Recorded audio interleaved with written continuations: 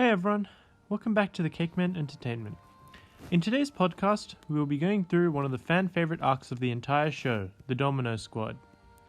In all of the Star Wars films' entirety, there was never really an attempt to humanize the clones, give you a reason to feel the loss when they are cut down, and to be fair, George Lucas had bigger things to deal with, aka completing Anakin's transformation into Darth Vader.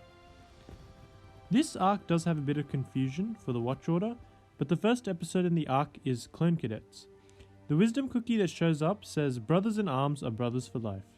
This in itself expresses the affection and love each of the clones have for each other, and this notion of the clones being brothers is something that is examined thoroughly throughout the Clone Wars. Now we are introduced to the planet Kamino, and in particular, the rigorous training the clones have to do in order to be sent off to fight. This clone group we are shown is doing some sort of droid course, and straight away we see disputes between them on what to do. The orders, Echo! Stop calling me that! Stop repeating every order! Shaak Ti, the coordinating Jedi, describes each member of their group perfectly. The one they call Echo never adapts to the situation.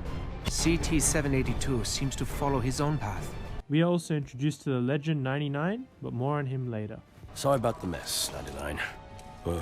It's okay, boys. They are ridiculed by Master Chief, who calls training them a waste of time. The differences in what the Jedi think clones are and what the Kaminoans think clones are is shown here. They're living beings, not objects. You Jedi show too much compassion. While the trainers are talking, 99 is listening casually. Take note of that. Shaak Ti gives them an inspirational speech about their group. Which is why Fives and I are looking out for each other. As individuals, but not as a group. 99 is an important symbol because however good the Jedis are as mentors, they aren't clones themselves. They haven't been through the same problems clones have, the same issues they face, but 99 has, and he uses this empathy to motivate Heavy into staying with his squad. You're always trying to be the anchor, Heavy. You know, do it on your own. Well, maybe you should embrace the fact that you have a team, but you need them, and they need you. The differentiation between clones and droids is that they are living things. They have their own feelings, attachments, and thoughts. They have names. Heavy? Stop calling me that! Or just numbers, 99. Just numbers. Not to me. To me, you've always had a name.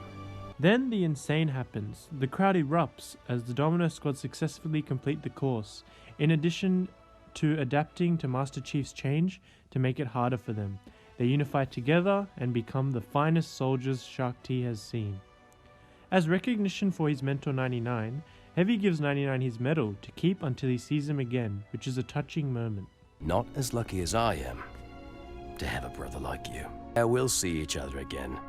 I mean, how else am I supposed to get this back from you?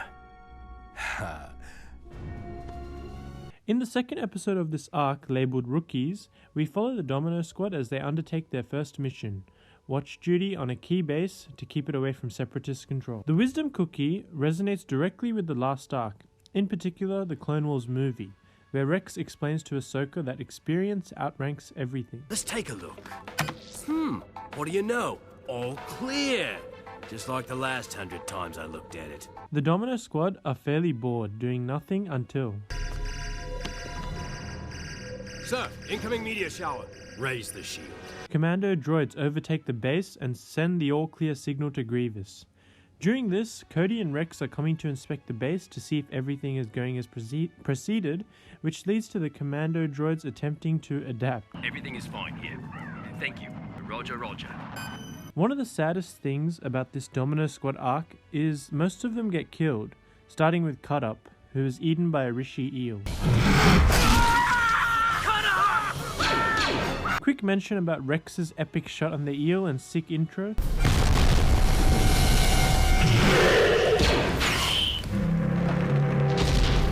I forgot to mention the death of the droid bait as well during the Commander Clones invasion.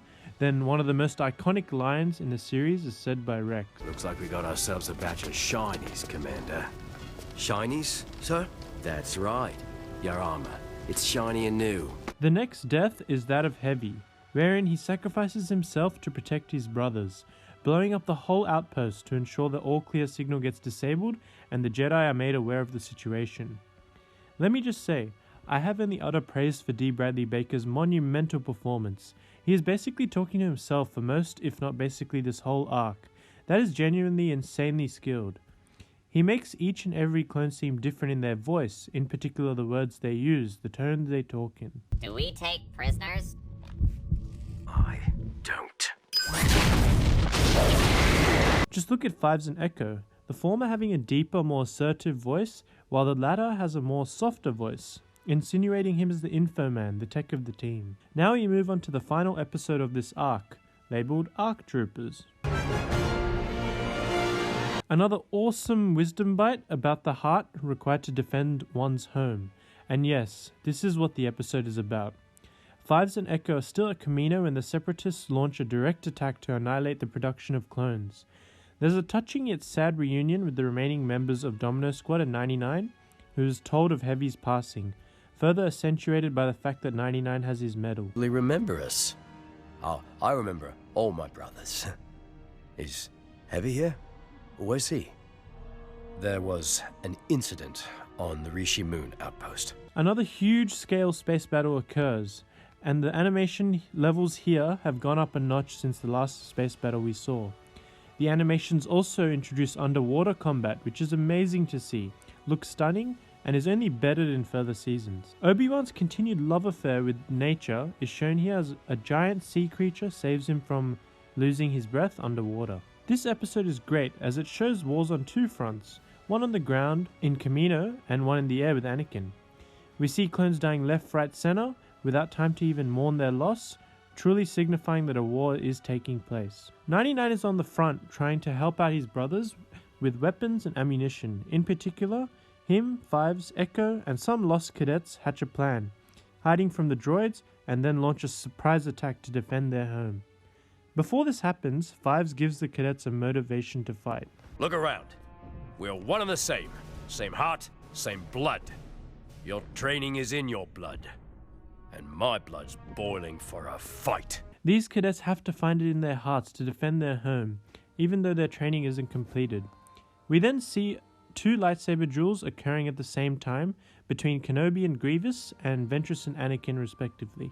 The lightsaber fight is not bad, it's been slowed down a bit with the darkening outline around the lightsabers and a bit of clunkiness, but it still holds up and it was great for the time it came out. We do get to see Grievous's signature move. Then we move on to the most heartbreaking, tear-jerking death in the series so far, 99's. This is what I was bred for. 99! No!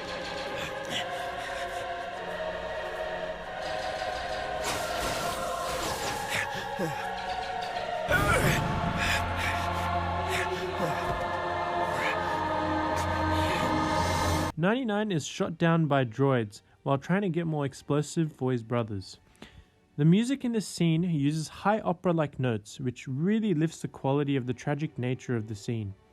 His line about this being what he was bred to do has a hidden and forward meaning. The forward being that all his life he was a maintenance clone, but now he is directly helping defend his brothers, his home, against the Separatists. Filoni is a man of detail, and using the words bred to do is a play on words. As clones are bred, the repetition of the idea of clones being bred for war is shown time and time again, but 99's death is one that gives them a deeper insight. Clones might be bred for war, but in their minds they are bred to fight alongside and defend their brothers. They aren't droids. They have a heart which leads to sacrifices such as Heavy's and 99's. We lost a true soldier. He really was one of us. We have a beautiful behind-the-shoulder shot of a clone shooting an RPG blowing up a Separatist ship. To finish the episode, Fives and Echo are given the rank of Arc Trooper, a dream they had back when they started their training. Kamino will be lucky to have clones like you defending it. Good job, men. Now let's go on to the ratings. For the Clone Cadets episode, I give a rating of 8 out of 10. A great start to the arc, an introduction into the clones' training, and an introduction into our beloved Domino Squad. For the Rookies episode, I give a rating of 8 out of 10 as well, as it directly shows us the differences between the droids and the clones, with the droids attempting to pose as them. We also see more sacrifices, the main one being Heavy's to help his brothers escape. For the third episode, ARC Troopers, I give a 9 out of 10. It was a very, very good finish to the arc, another tragic sacrifice, this time of 99, which is a recurring theme throughout the Clone Wars. The animation improved with us getting underwater battles on Kamino, lightsaber fights, and that RPG shot, which still sends shivers through my spine to this day. Yep, this podcast was quite long, but that's only because I love this show. Anyway, all in all, this is one of my most favourite arcs in the show, as it begins the in-depth look at clones, and that there is more than meets the eye with them. Sorry for the pun. I hope you enjoyed my thoughts, and as usual, these ratings are my own personal opinion, so let me know in the comments below what you thought of this arc. Until next time, the Force will be with you. Always.